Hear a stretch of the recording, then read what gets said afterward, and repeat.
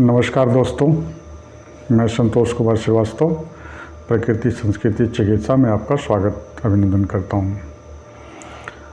आज मैं ऐसे टॉपिक लेकर आया हूं जो आने वाले समय में हमारे लिए काफ़ी घातक हो सकता है। जैसा कि आप जान रहे हैं कि कोरोना का नया लहर पूरी दुनिया को सहम करके रख दी है, सहम उठी है। हमारा भारत खौफ के आसार में जीना पड़ रहा है। अभी तक तो चीन, जापान, फ्रांस, अमेरिका में ही कोरोना ने कहर ढाया पड़ा हुआ है, लेकिन एक रिपोर्ट के मुताबिक आने वाले समय में 3 महीने के अंदर दुनिया का 10% पॉपुलेशन इस कोरोना के नए वेरिएंट्स के चपेट में आने की संभावना हो रही है, जिसको देखते हुए भारत सरकार या केंद्र सरकार पिछले की भांति इस तरह भी कुछ ऐतिहासिक बरत सकती है। जैसे कि हमें पता है hand sanitizer, social distancing, mask लगाना इत्यादि। पिछले आंकड़ों की बात करूं तो अभी तक भारत में 23 करोड़ से ज़्यादा बूस्टर डोज लग चुका है और अभी भी इसके पीछे, इसके आगे और इसमें तेज़ी लाने की संभावना जताई जा रही है, जिसमें कि मुख्य रूप से हमारे समझ से जो पहले बार ट्रिपल टी यानी टेस्टिंग, ट्रेसिंग और ट्रीटमेंट का जो इन्होंने फार्मूला तैयार किया हुआ था, उसको आज एयरपोर्ट पे ही या भीड़ भाड़ वाले इलाके पे ही इसको उपयोग में लाना होगा। बेसिकली आज जो बाहर से, विदेशों से जो लोग आ जा रहे हैं, उन्हीं की वजह से हमारे देश में या भारत में फैलता है। तो उसको अगर हम उस ट्रैक पॉइंट पे ही अगर उसको कैप्चर करके कंट्रोल कर लिया जाए तो फिर इतनी भयावह मंजर हमारे भारत में नहीं होगी। जैसा कि आप जान रहे हैं कि अभी तक ये 4 केसेस जो हैं न्यू वेरिएंट्स हमारे भारत में पाई जा चुकी हैं।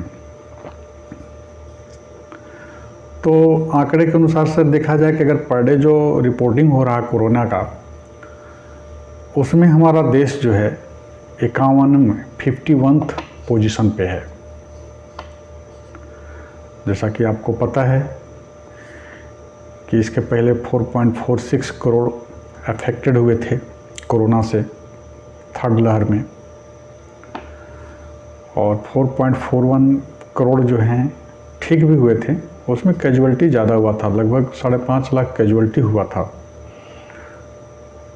जो हमारे केंद्र सरकार के लिए एक चिंता का विषय बन गया हुआ था। फिर भी हम और भी देशों से ज़्यादा रिकवर हो पाए और दूसरे देश को सप्लाई भी किया था। तो ये सब अपने जवाबदेही के प्रति सतर्कता की वजह से ही संभव हो चुका है। आज के डेट में रिसेंटली लगभग 4,500 एक्टिव केस हैं अभी, और इस के अनुसार, इस पोजीशन के अनुसार में हमारा देश 90वां यानी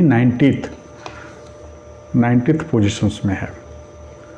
तो जैसा कि आपको पता है कि कोविड का 4th वेरिएंट आ गया है। पहला वेरिएंट था कोविड-19, दूसरा था कोरोना डेल्टा, तीसरा था डेल्टा एंड ओमिक्रॉन, और अब जो रिपोर्ट आ रही है, अब जो आसार आ रहे हैं, ये ओमिक्रॉन का सब वेरिएंट BF7 के नाम से आ रहा है या जाना जाएगा।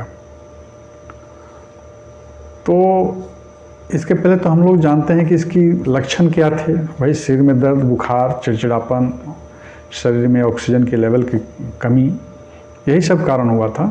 और आपने देखा होगा कि पिछले बार जब भी जितने भी कैजुअल्टी हुई, ज़्यादा हॉस्पिटलों में हुई। रीज़न क्या था कि अगर थोड़ा सा भी ऑक्सीजन का लेवल हमारे शरीर में कम रहा और हम ऑक्सीजन लेना स्टार्ट किए तो वो क्या था कि अगर कोई इफेक्टेड नहीं भी था कोरोना से तो उस ऑक्सीजन की नली एक दूसरे से कनेक्टेड थे, पैरेलली थे, जिसके वजह से नहीं होते हुए भी हम कोरोना के पॉजिटिव पाए गए और लास्ट में कैजुअलिटी हुआ।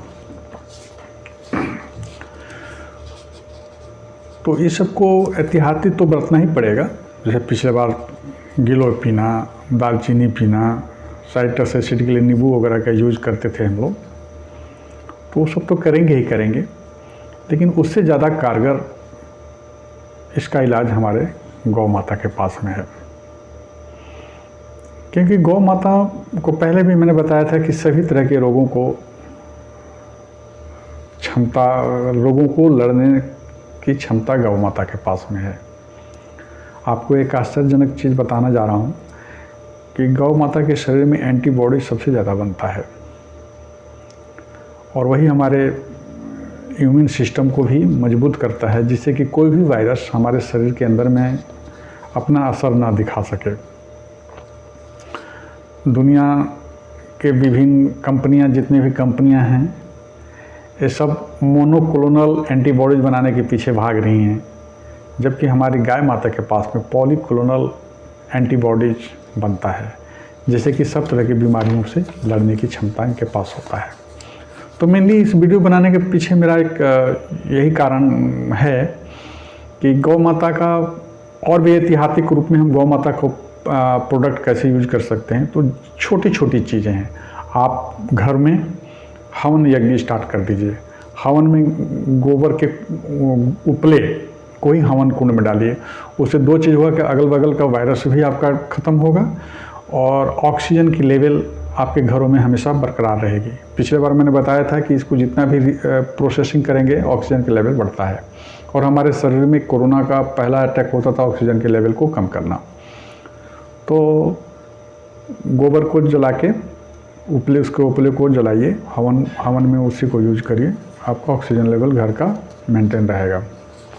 दूसरा चीज़, जो हम लोग घरों में पोछा मारते हैं, अभी तो शहरीकरण की वजह से हर घर में टाइल्स वगैरह लगा हुआ मिल जाएगा, और अगर किसी का देहात का घर है तो गोबर से लिपाई का काम करें। और टाइल्स वाला जो जगह है जो हम लोग पोछा मारते हैं, तो फिनाइल वगैरह की जगह पर आप उस पानी में 10 से 20 ml गौमूत्र डाल दें और उससे पोछा करें। तो इससे क्या होगा कि घर के अंदर तो वायरस, किसी भी तरह का वायरस, कोरोना भी तो एक वायरस ही है, तो किसी भी तरह का वायरस आपके घर के अंदर प्रवेश नहीं करेगा। तो इससे आप सेफ रहेंगे। दूसरा चीज़ कि शरीर में ऑक्सीजन की लेवल कैसे रखें। ये तो हवन यज्ञ घर के अंदर हुआ, घर का वातावरण, घर का ऑक्सीजन लेवल बढ़ेगा। तो आप पानी पीने के उसमें 10 लीटर पानी में कम से कम 2 चम्मच गाय माता के उपले का और कंडे का राख उस पानी में आप मिक्स कर दीजिए और उसको स्टेयर कर दीजिए, हिला दीजिए। इसके बाद जब बैठ जाए, छन्नी के रूप में छान के और उसको फिर यूज करिए। इससे जो भी हमारे शरीर के अंदर में मिनरल की कमी है वो भी पूरा होगा और ऑक्सीजन के लेवल हमारे शरीर में हमेशा बना रहेगा, बरकरार रहेगा। तो इससे क्या होगा कि हम किसी भी तरह के बाहरी वायरस के अफेक्टेड से हम बच जाएंगे। तो धन्यवाद। मैं यही आप लोगों से रिक्वेस्ट करता हूं कि आज से ही ऐतिहासिक बरत दें, क्योंकि आने वाले समय में अगर ये कहर फिर से अगर बरपा, कोरोना का वायरस अगर फिर से हमारे भारत में आया, तो फिर हमारी भारत की इकोनॉमी भी गड़बड़ हो जाएगी और पता नहीं आगे आने वाले समय में क्या कैजुअलिटी हो सकता है। धन्यवाद। जय गौ माता।